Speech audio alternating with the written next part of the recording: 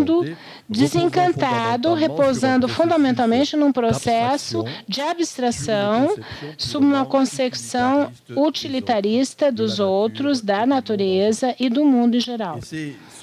E isso, se vocês quiserem, que constitui de alguma forma o que eu falei, a estrutura vertical. Se eu falo isso através de uma expressão de Jacques Lacan, a lei do pai. E daí nós temos a figura emblemática, aquilo que vai servir de modelo no processo educativo, mas de uma maneira muito mais geral, de viver em conjunto em geral, que é o adulto sério, racional, produtor e reprodutor. E isso eu digo nessa grande ideia, retomando a palavra de Augusto Comte, é uma coisa que vai evacuar, ultrapassar as diferenças, as particularidades, a redução a um. E não existe só um modelo, e é este modelo que vai ser a marca da modernidade. De uma maneira muito simples, se nós quisermos dar a um sentido esotérico, e de um sentido esotérico uma cifra, a modernidade é a cifra 1. O indivíduo é o Estado-nação, a instituição. E a gente vê, quando eu falo cifra, nesse dinheiro, nesse sentido esotérico, aquilo que em segredo está na base das várias instituições. Aquilo continua a ser a característica essencial das instituições modernas, das novas instituições educativas em particular. É isso que, na minha opinião, não funciona mais. Mesmo se mais uma vez, sejamos claros, nós somos os protagonistas. Daí a necessidade do que eu falava de fazer um reparo do que existe dessa maneira secreta. E ver o que existe em particular nessas jovens gerações. Eu acho que existe uma cultura verdadeira nessas jovens gerações. Agora eu vou falar do meu prognóstico. É a inversão de polaridade. Brevemente, uma palavra muito simples também. Eu falo bem isso, que a gente pensa e vive. E quanto mais a gente vive na vida cotidiana, que a gente pensa nas nossas instituições acadêmicas.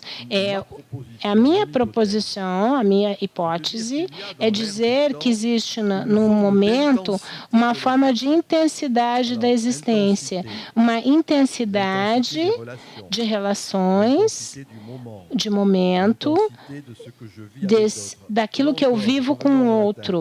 Voltando ao latim, entender significa estar tenso dentro, não é estar tenso para. Nós não vamos procurar uma sociedade perfeita longe, mas alguma coisa que vai repousar sobre emoções compartilhadas. Seria a ideia da intensividade que parecia a característica essencial daquilo que está em obra, e isso que seria conveniente ver. Como é que a gente pode ver isso? 3 propostas. Além dos grandes modelos cartesianos, ou do grande modelo cartesiano, eu penso, existe um retorno da imagem. A imagem ou o imaginário. E eu sou um desses, que nem o Guérin, que eu sou bem atento à importância do imaginário. Há uma rebelião do imaginário sob suas diversas modulações. Imaginário, imagem, imaginação. Temos até proposto, o Gilbert Durand, o neologismo é interessante, ele falou em imaginal. É um neologismo para mostrar como todas essas dimensões que considerávamos como secundárias se tornam importantes. Foi o Descartes e o Malebranche que, quando eles caracterizavam a imaginação, eu sei que é difícil de traduzir em português, eles diziam a imaginação é a loucura do lógico, aquilo que não permite o bom funcionamento do cérebro.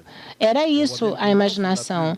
E a gente vê, então, com a escrita do Descartes e Malebranche, que existe uma desconfiança, um retorno do imaginário, e é uma coisa que vai colocar em jogo não apenas o racional, mas o emocional. E, para mim, é isso a concepção da modernidade. Não é apenas esquizofrênica, no sentido etimológico do termo, mas que, ao contrário, ela vai se repousar em processos de interação.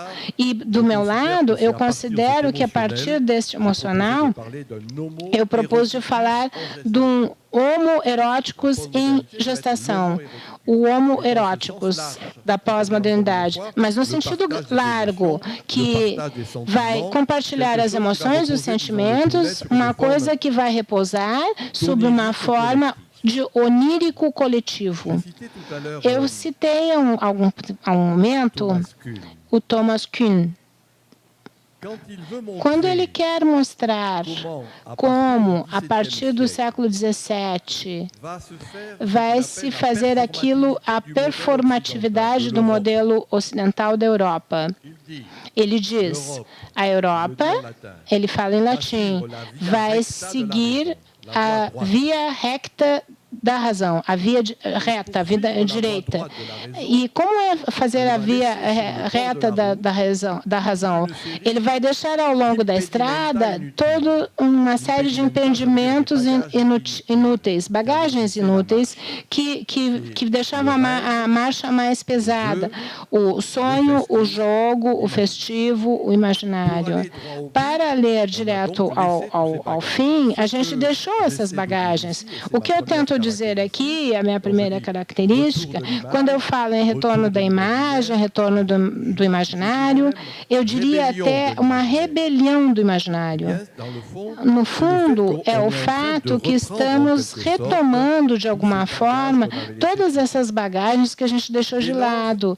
E aí, talvez, essa palavra, que foi uma palavra moderna por excelência, não é uma palavra pertinente, é a palavra trabalho.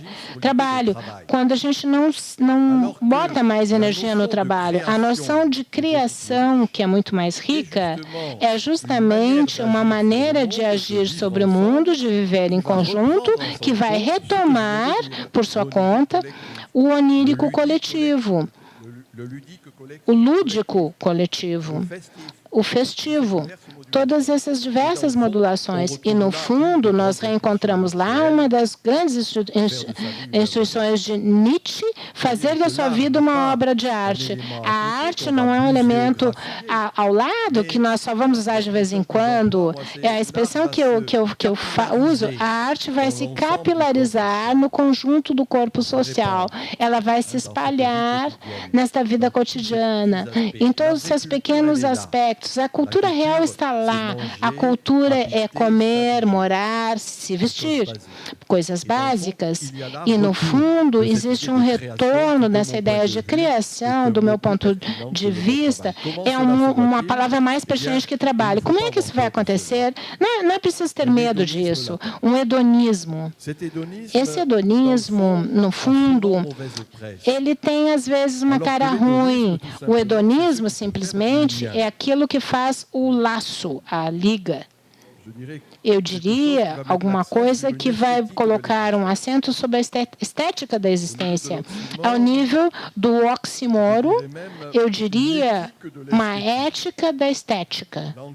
Ainda no sentido etimológico, ética é ethos, é o cimento, no estrito senso. Ética da estética é o cimento a partir das emoções comuns, a partir das paixões compartilhadas. E isso se vê, evidentemente, na importância do corpo, na importância da roupa, da dietética, sob suas diversas modulações, que não são coisas mais reservadas. No contrário, é uma coisa que se espalha de várias maneiras. E é chocante de ver que alguns desses elementos importantes nas práticas juvenis.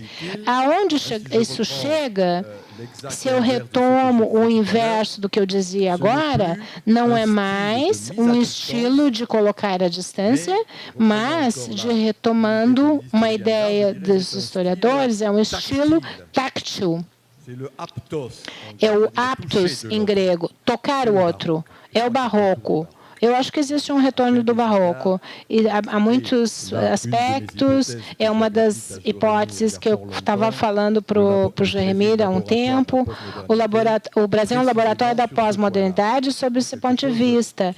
É uma coisa que coloca em relações, que vai repousar sobre uma concepção da áptica do mundo, um termo mais simples, táctil, estar em contato, voltar a ter contato com o outro. Não estamos mais em alguma coisa que é o individualismo. O individualismo era no outro tempo. O individualismo, ele está nas nossas instituições. A gente não deve ter medo de dizer que era a metáfora que eu propus há alguns anos, há 30 anos, o tempo das tribos. O tempo das tribos, o que era isso?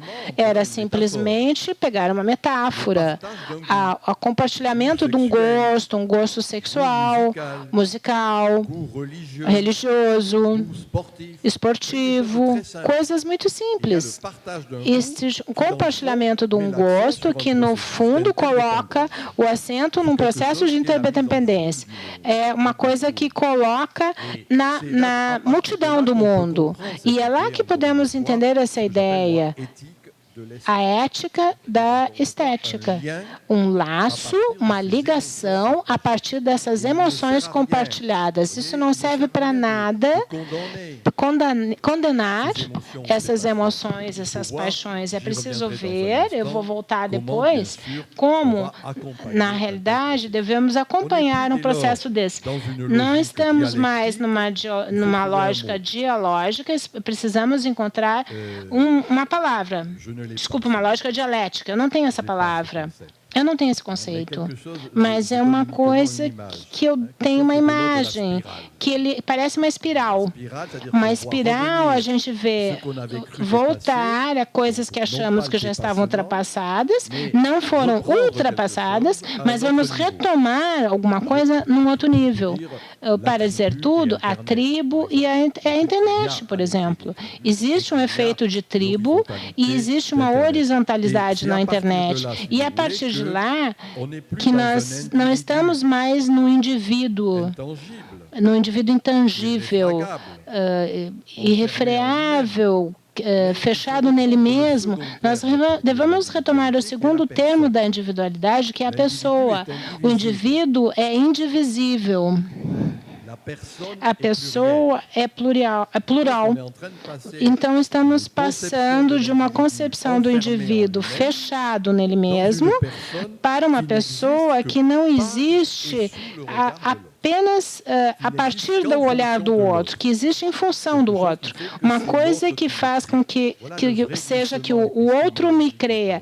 Então, é uma epistemologia diferente e perigosa. Se a gente continua a ficar no individualismo epistemológico, nós não vamos compreender esse personalismo vivido, essa relação de pessoas num quadro de tribos ou de comunidade, não interessa o termo, é uma coisa que é fundamentalmente não repousa sobre uma sociedade perfeita que é longínqua, mas seria necessário encontrar uma palavra, não sei se em português tem essa palavra, no francês nós não temos, essa ideia de proximidade, do próximo. Eu vivo com o próximo num local dado. E essa é a ideia que me parece importante para evitar a palavra ecológica, que é um pouco modismo. Eu falo em ecosofia. O senso etimológico é a inteligência da casa, deste mundo. Eu não posso me contentar de devastar este mundo, é necessário fazer as coisas juntas. É preciso protegê-lo, fazer com que exista uma coisa que me permita viver nele. É isso que é o estilo barroco. É isso que é o estilo táctil. É uma coisa que coloca o acento na relação que coloca em primeiro lugar as relações. E se sabemos ver isto, podemos acompanhar esse processo. Um dos grandes juristas alemães dos anos 30, o Carl Schmitt, ele propôs uma palavra para descrever como, a um momento dado, se criou um direito europeu dos povos. E ele mostra uma coisa, ele emprega a palavra circunnavegação. Ele mostra que a partir da descoberta do Novo Mundo, que vai haver o direito europeu. Isso é divertido. É o outro, o Novo Mundo, que criou esse jus europeu, esse direito europeu. Eu pego uma metáfora aqui. E um dos meus pesquisadores, Stefano Gons, ele vai ter o seu livro traduzido para o português, ele fez um livro uns 2 anos atrás, que se chama circunnavegação. Mas para mostrar a coisa viva, que no fundo o novo mundo da internet é aquilo que vai criar a nova maneira de estar juntos. Essas ideias de circunnavegação que me parecem importantes é a definição que eu me permiti dar da pós-modernidade. Eu falo em sinergia do arcaico e do desenvolvimento tecnológico. Sinergia quer dizer multiplicação de efeitos. Arcaico, arque é aquilo que é fundamental, aquilo que veio primeiro. E a internet, desenvolvimento tecnológico. E estamos no que eu falava desde o início, na estrutura horizontal da sociedade. Não estamos mais na verticalidade do saber, mas numa horizontalidade do conhecimento, das redes sociais, da inteligência coletiva.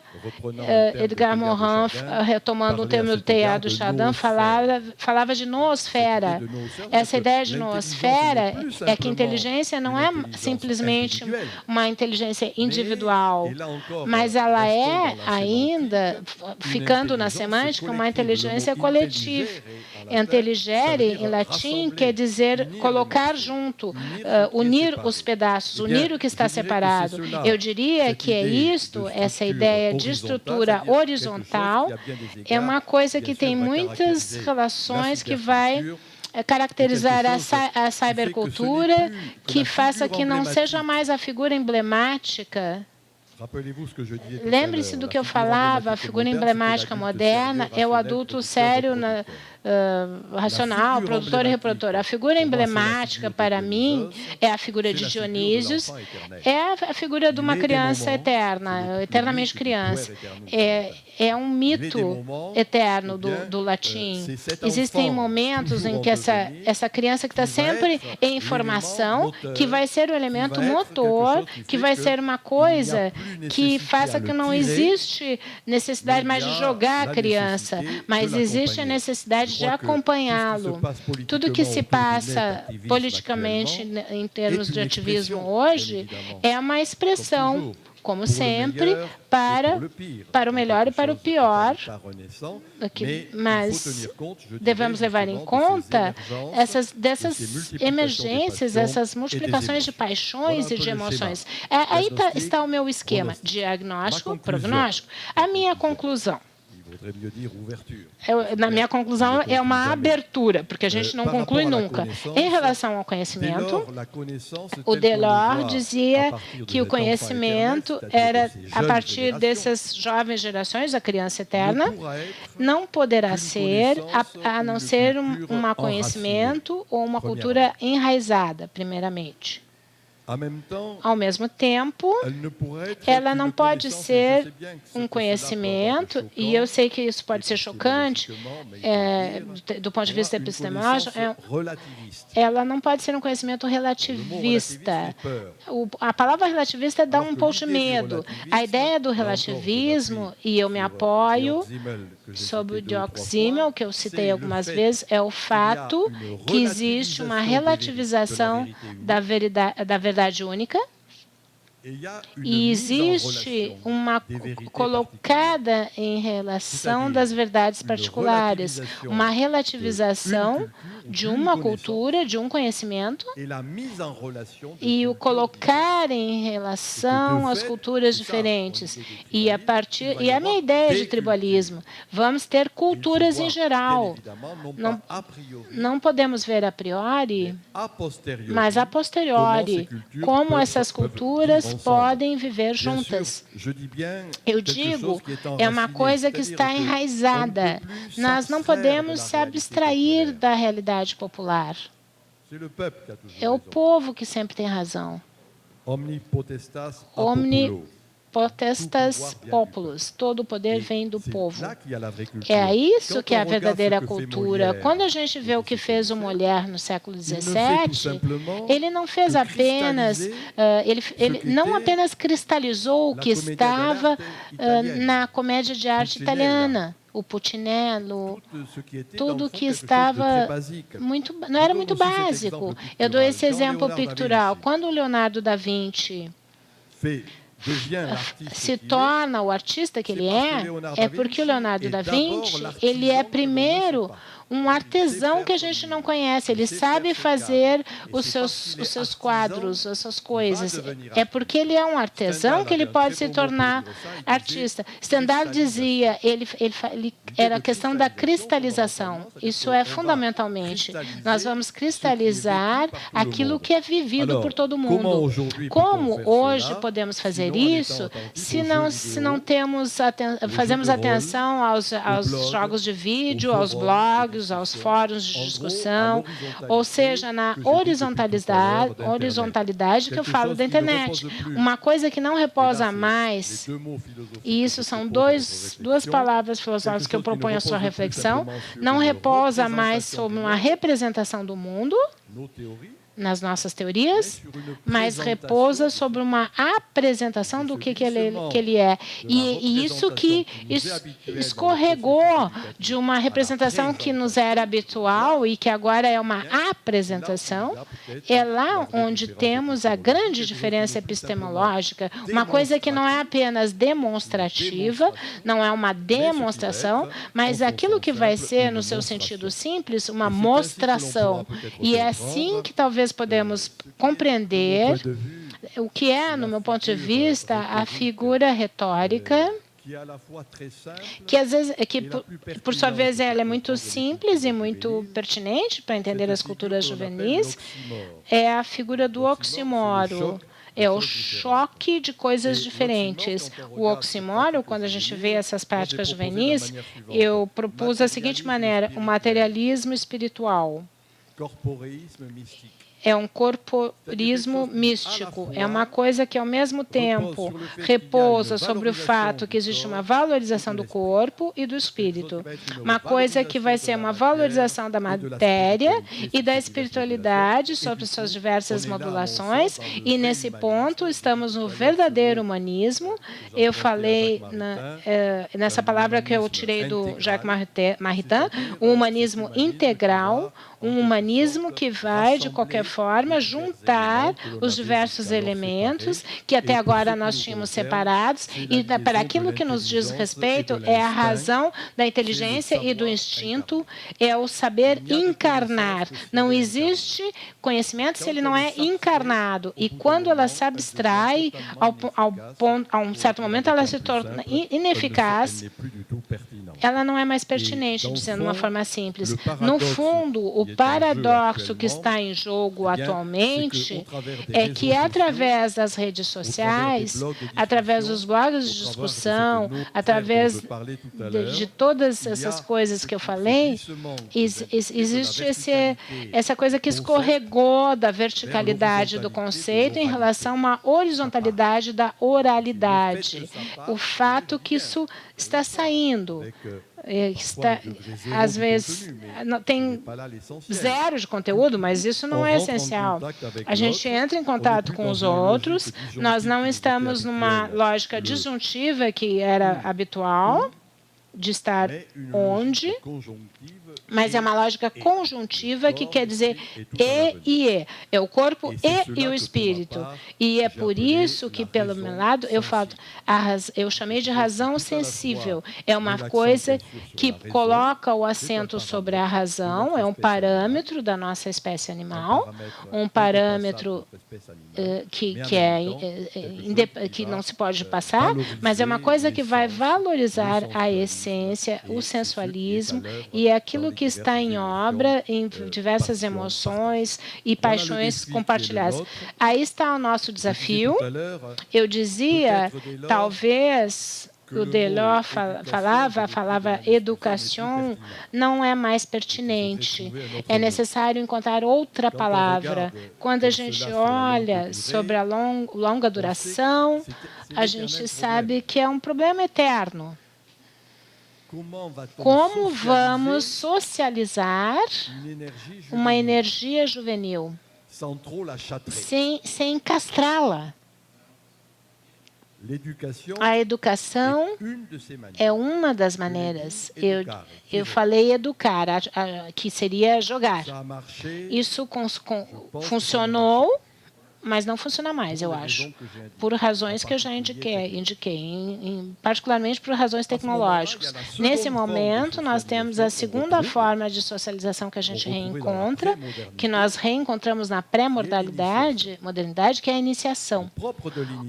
O que é próprio da iniciação não postula que não exista nada que eu deva preencher ou que existe um bárbaro que eu devo jogar, mas, ao contrário, é uma coisa que está lá, que é o acompanhamento. E o processo iniciático me parece pré-moderno e, em muitos olhares, ele é pós-moderno. Então, nesta ideia, aquilo de acompanhamento, sendo entendido que a internet, vocês vão ter na frente de vocês jovens que vão poder, em tempo real, mexendo lá na internet, você faz um erro de data ou de citação, não interessa, eles vão ver. Então, o Delors vê uma outra relação, que é a relação de reversibilidade entre culturas que são culturas diferentes.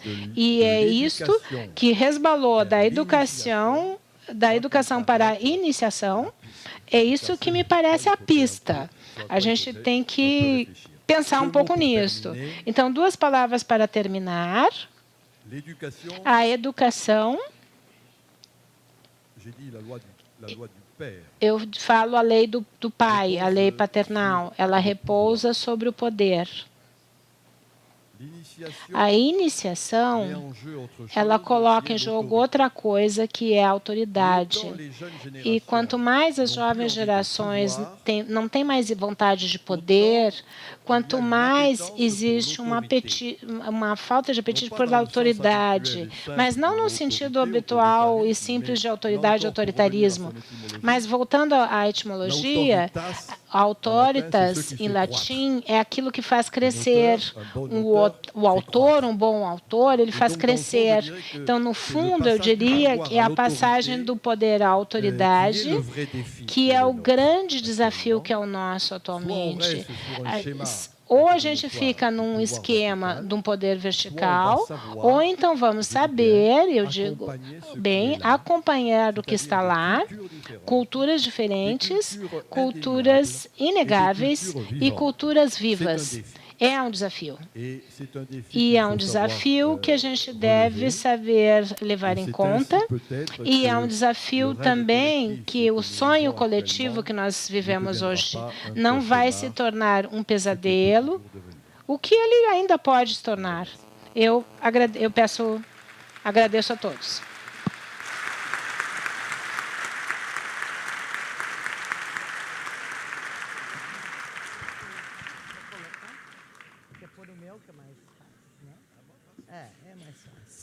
Eu também passei trabalho com esse redondinho. Quem achou que este homem viria da França com toda o seu acúmulo de conhecimento e de reflexão para nos colocar numa situação fácil, nenhum de nós pensou nisso, né? Nenhum de nós pensou nisso. O senhor veio, professor, com uma, nem é bagagem, é uma mala, né, para nos colocar nessa situação de entender esse paradigma que está mudando. Agora, antes da gente poder ter uma... Você sabe que hoje à noite a gente não vai fazer perguntas, né? Nem preciso explicar o motivo, né? Mas isso vai desenvolver, ajudar a nós fazermos as perguntas e os debates na sequência do seminário. Eu vou passar agora para a Simone, que vai apresentar o conhecido. Mas a gente acha que conhece, né, Alejandro? Mas tem muitas coisas que a nossa razão desconhece e as informações também. Então, ela vai falar algumas coisas que talvez a gente não conheça do Juremir. E eu acho que nós vamos ter uma grande palestra, porque o Juremir entrevistou o professor em março de 2001, né, Juremir? Eu estou com a tua entrevista aqui sobre o imaginário, e o título da matéria, do artigo, é O Imaginário é uma Realidade. Eu não sei se vai falar sobre isso, mas eu acho que isso está impregnado nessa mesa, né, com esse privilégio que tu tivesse. Simone. Professor Juremir, gostaria, então, de 30 minutos para a sua fala e abrir rapidamente 10 minutinhos para perguntas, porque o professor Michel Maffesoli gosta muito de perguntas, segundo ele, então, acho que talvez uma quebra aqui na nossa mesa pela proposta dele, né? Só que daí ninguém pode ir embora, porque quem pergunta tem que ouvir a resposta, né? Nós não queremos fazer nenhuma coisa exaustiva nessa primeira noite. Mas, se for assim, quem sou eu para dizer não ao professor Michel Maffesoli? Que anfitriã seríamos nós, não é? Então, está combinado, Juremir. Então, professor Juremir Machado